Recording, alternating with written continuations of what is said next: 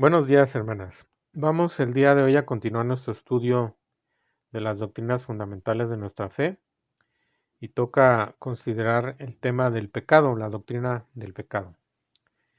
Primeramente, dice ahí la palabra de Dios en Romanos 5, versículo 12, que el pecado entró en el mundo por un hombre. Ahora, esto quiere decir que el pecado ya existía en el universo y entró en el mundo por un hombre. En este caso se refiere al género humano y en la persona de Eva tentada por la serpiente que estaba siendo utilizada por Satanás o en quien Satanás se había personificado. Hay una relación muy estrecha en ese primer pecado que había sido cometido en el universo y fue en el cielo, en el ambiente angélico, por un ángel de alta jerarquía llamado Lucero de la Mañana en Isaías capítulo 14. Y este es Satanás.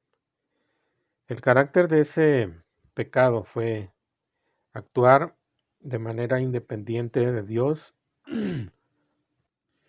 Solamente corresponde a la soberanía divina el decir yo haré.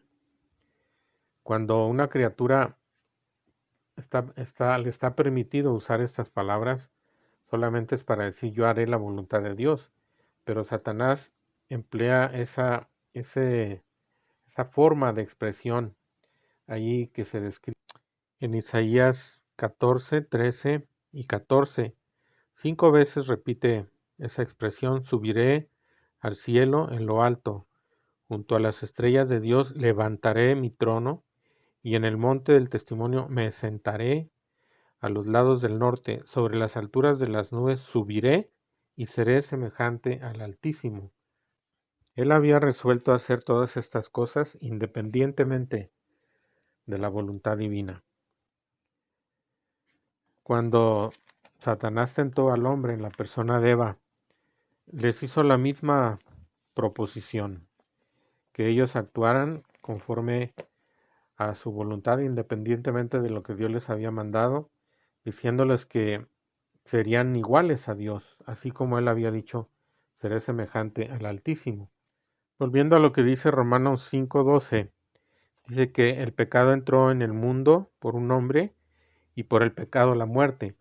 Y eso había dicho Dios al hombre, que cuando él comiera del árbol del conocimiento del bien y del mal, del cual les había prohibido comer, ese mismo día morirían. Y efectivamente el hombre murió espiritualmente al quedar separado de la comunión con Dios. Esa muerte espiritual después se fue extendiendo hasta alcanzar la totalidad del ser del hombre y llegó a ser también la experiencia de la muerte física. Esto es revertido en la salvación, porque recibimos vida espiritual y finalmente esa vida espiritual alcanzará todas las partes de los seres redimidos, incluido el cuerpo, mediante la resurrección. Esa es la descripción bíblica o la revelación bíblica del origen del pecado. Hay conceptos errados que el hombre tiene porque el hombre rechaza la revelación bíblica. Vamos a mencionar solamente algunos de ellos de manera breve. Conceptos erróneos sobre el pecado. Una característica familiar de este modo no bíblico de enfocar la cuestión es considerar el pecado hasta cierto punto como una ilusión, es decir, que el pecado es solo un mal concepto basado sobre la falsa teoría de que existe el bien y el mal en el mundo. Por supuesto, esta teoría fracasa al enfrentarse a los hechos de la vida y a la maldad del pecado, y niega la existencia de un Dios y cualquier principio moral.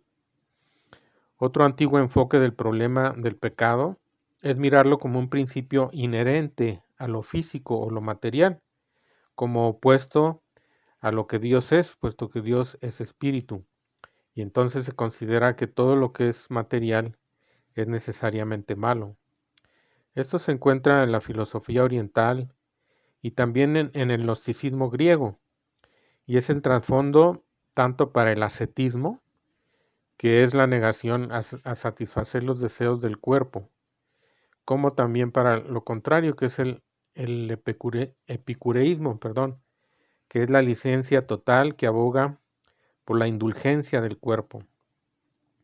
El hecho, sin embargo, es que se niega que el hombre peque realmente y que sea responsable ante Dios. Otro concepto común, aunque inadecuado, es que el pecado es nada más que egoísmo. Aunque es cierto que el pecado es a menudo egoísmo, este concepto no es aplicable a todos los casos, porque el hombre peca a veces contra sí mismo. Todas estas teorías quedan cortas de la revelación bíblica y son una negación de lo que Dios nos enseña en su palabra acerca del carácter y la universalidad del pecado.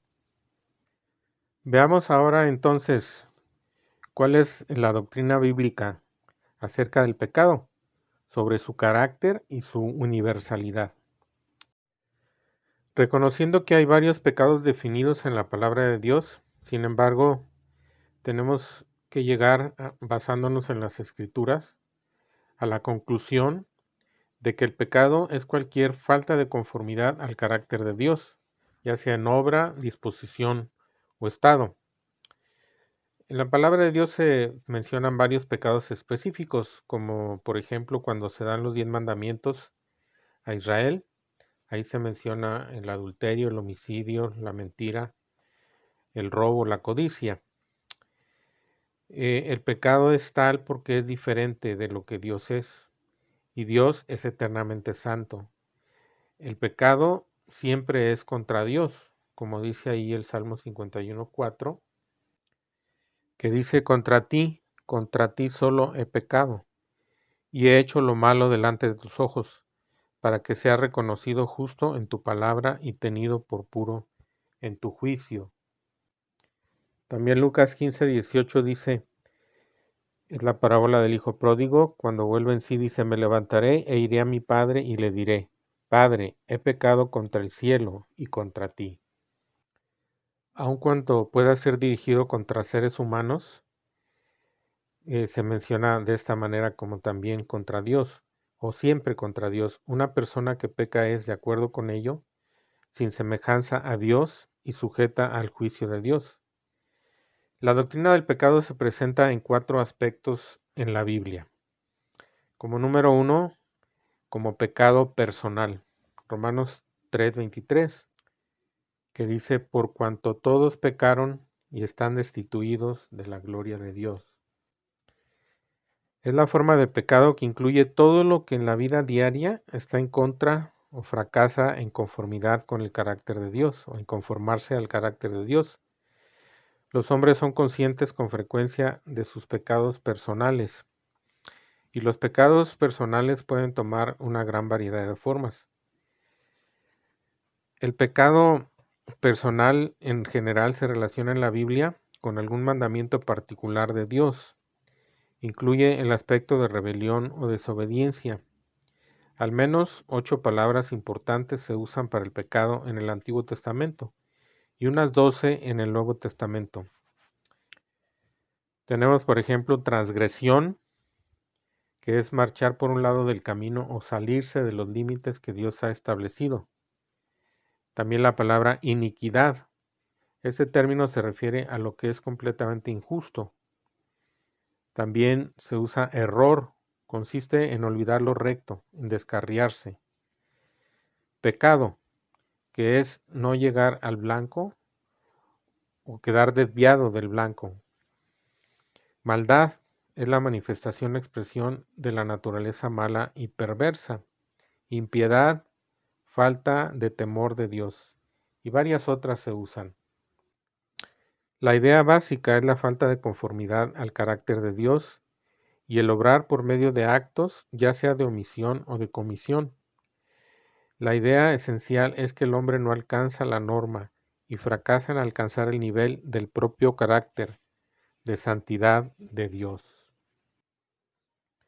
El segundo aspecto es la naturaleza pecadora del hombre. En Romanos 5:19 se nos dice: Porque así como por la desobediencia de un hombre los muchos fueron constituidos pecadores, y este es un aspecto muy importante del pecado como se revela en la Biblia. El pecado inicial de Adán lo llevó a la caída, y en la caída él se volvió un ser completamente diferente, depravado y degenerado, y solo capaz de engendrar a seres caídos como él mismo. Así como vimos la vez pasada en Génesis 5:3, que Adán engendró un hijo a su semejanza, conforme a su imagen. De allí esa naturaleza pecaminosa se ha transmitido de padres a hijos por toda la historia de la humanidad. Por lo tanto, cada perteneciente a la raza adámica es nacido con la naturaleza adámica. Siempre está predispuesto a pecar, y aunque su naturaleza fue juzgada por Cristo en la cruz, tal y como dice Romanos 6:10, una fuerza vital y activa permanece en la vida de cada cristiano. Nunca se dice que será quitada o erradicada en esta vida, pero para el cristiano hay poder vencedor provisto a través del Espíritu que mora en él. Así dice Romanos 8:4 y Gálatas capítulo 5 versículos 16 y 17. Romanos 8:4 dice, para que la justicia de la ley se cumpliese en nosotros, que no andamos conforme a la carne, sino conforme al Espíritu. Gálatas 5, 16 y 17 dice así, digo pues, andad en el Espíritu, y no satisfagáis los deseos de la carne, porque el deseo de la carne es contra el Espíritu, y el del Espíritu es contra la carne, y estos se oponen entre sí, para que no hagáis lo que quisierais. Muchos pasajes bíblicos hacen alusión a este importante asunto.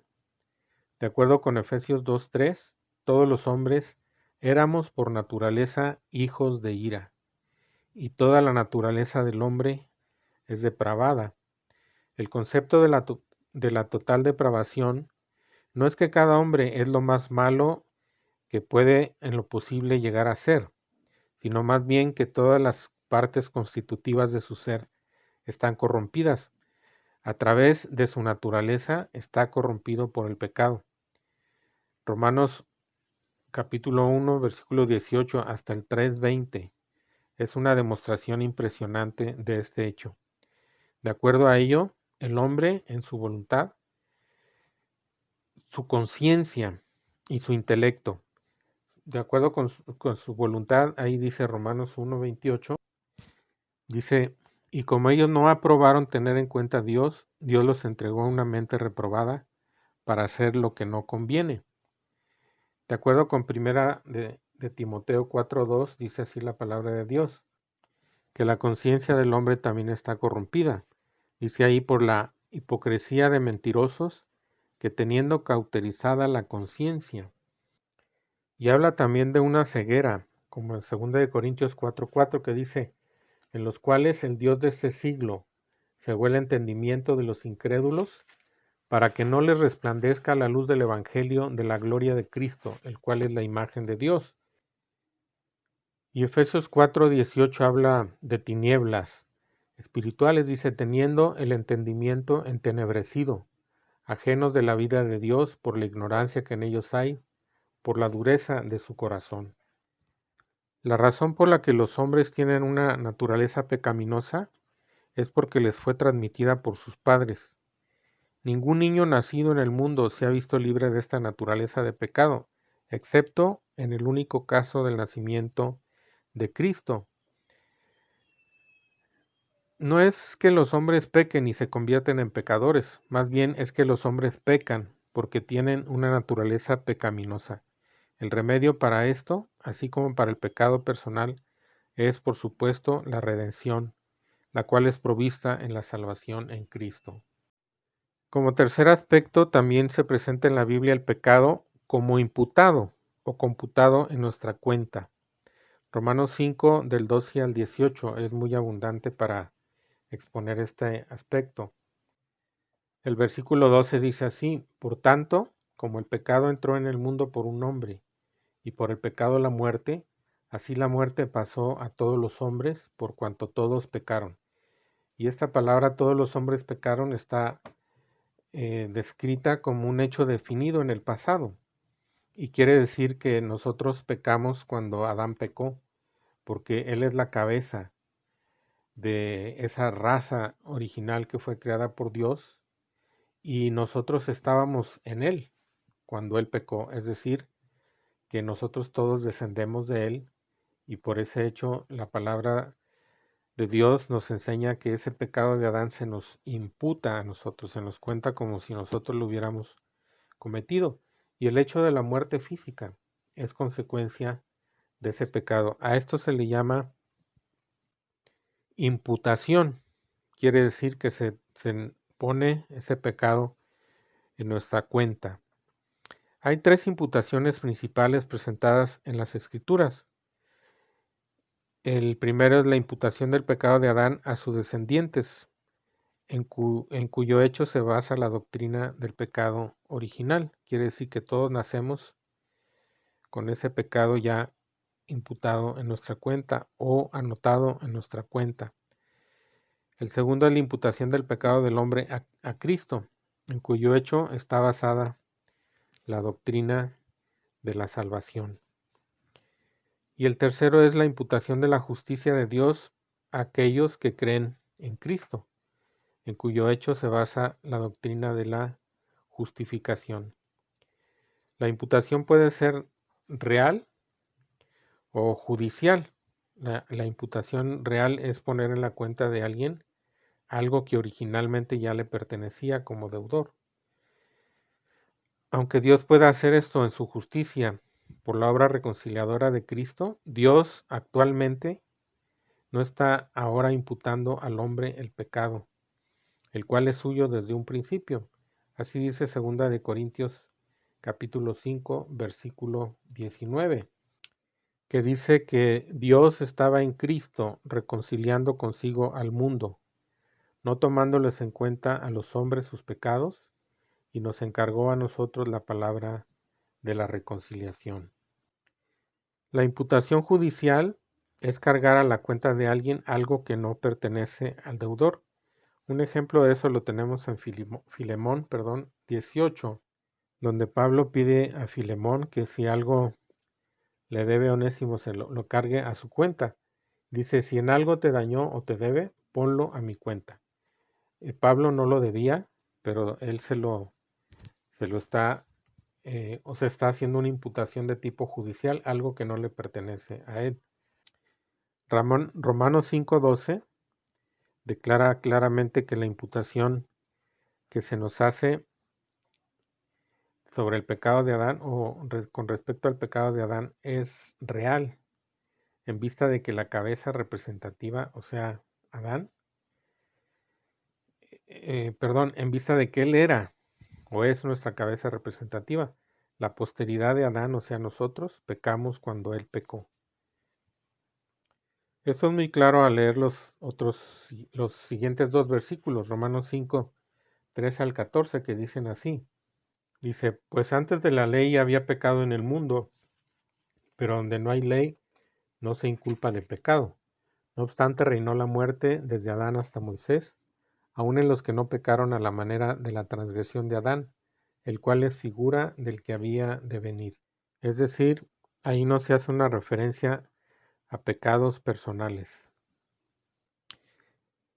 La cura divina provista para el pecado imputado es el don de Dios, lo cual es vida eterna a través de Jesucristo. Gracias a Dios. El cuarto aspecto de la doctrina bíblica sobre el pecado es el estado judicial resultante del pecado para toda la raza humana. Eso también se presenta claramente en la Escritura. En la consideración de Dios a sus ojos, el mundo entero, incluyendo judíos y gentiles, está ahora bajo pecado. Así dice Romanos 3:9, 11:32 y Gálatas 3:22, que dicen así. Romanos 3:9, ¿qué pues? ¿Somos nosotros mejores que ellos? En ninguna manera, pues ya hemos acusado a judíos y a gentiles que todos están bajo pecado. Romanos 11:32 dice, porque Dios sujetó a todos en desobediencia, para tener misericordia de todos. Y Gálatas 3:22 dice, mas la Escritura lo encerró todo bajo pecado, para que la promesa que es por la fe en Jesucristo fuese dada a todos los creyentes.